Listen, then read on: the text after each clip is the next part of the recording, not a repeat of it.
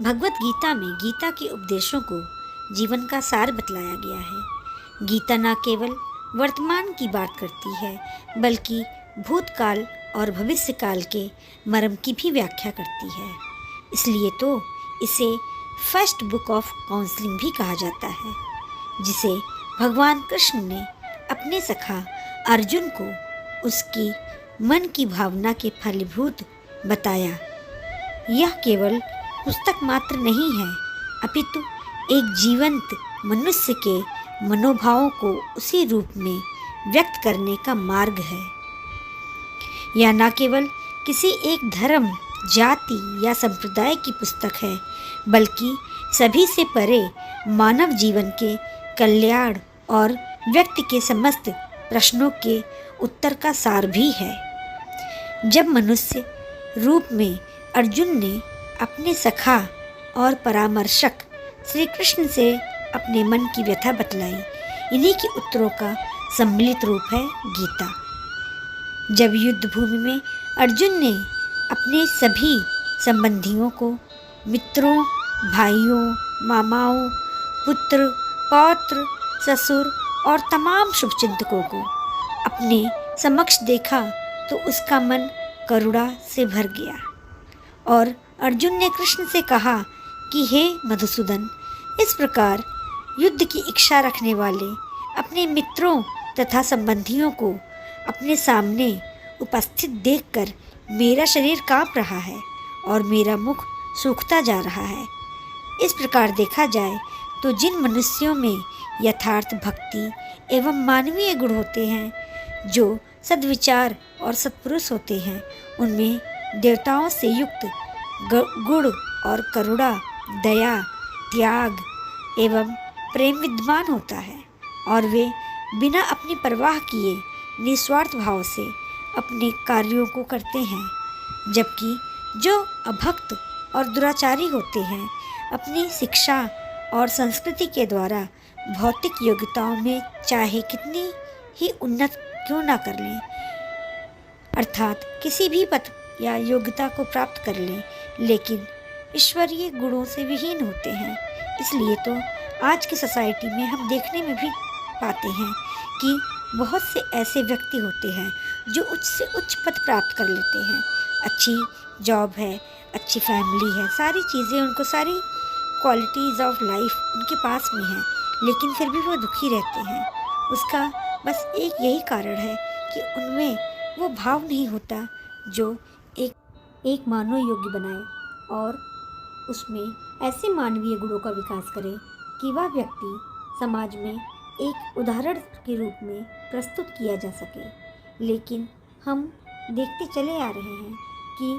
आज की सोसाइटी में व्यक्तियों में आपस में इतना द्वेष और एक दूसरे के प्रति ईर्ष्या रहती है कि वे दूसरों की खुशी को देखकर अपने आप में ही कुंठा और चिढ़न महसूस करते हैं। वे अक्सर कुंठित रहते हैं, वे हमेशा एक दूसरे की कमियां निकालते रहते हैं, लेकिन कभी कोई व्यक्ति स्वयं की कमियों की तरफ पलटकर नहीं देखता। भगवान कृष्ण ये कहते हैं कि कभी भी हमें दूसरों का अपमान और कमियों को निकालने से पहले स्वयं की कमियों पर ध्यान दें, क्योंकि दूसरों से हम अच्छी बातें तो कर सकते हैं, लेकिन यदि हमने उनका अपमान किया तो याद रखिए कि वह अपमान किसी न किसी रूप में हमारे सामने आएगा जरूर, और जब वह आएगा तो उसका स्वरूप वैसा नहीं होगा जैसा आपने किया था, बल्कि उसका 4 गुना आपको मिलेगा। इसलिए जब भी किसी प्रकार से हम किसी से बातचीत या व्यवहार करें तो उसमें ये ध्यान रखें कि हम उसके साथ वैसा ही व्यवहार करें जैसे हमें स्वयं की अपेक्षा हो, जैसे हम स्वयं के साथ चाहते हों। लेकिन हम हमेशा ये भूल जाते हैं और हम उनसे वो व्यवहार करते हैं जो सही में, सच्चाई में बहुत ही गलत होता है। आज के युग में या पूर्व में भी देखा गया है कि किस प्रकार से दुर्योधन ने ऐसे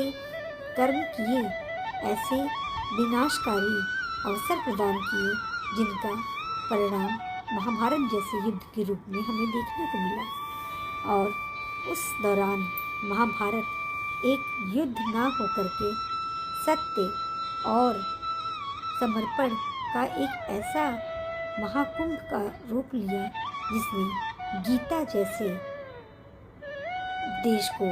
पूरे समस्त जीवों में प्रचार और प्रसार के रूप में श्री कृष्ण के मुख से अवतरित हुआ। इस प्रकार गीता न केवल हमें अपने और दूसरों के साथ कैसे व्यवहार करने की शिक्षा देती है, बल्कि स्वयं के अंदर की होने वाली कुंठा और मनोभावना को भी शांत करती है।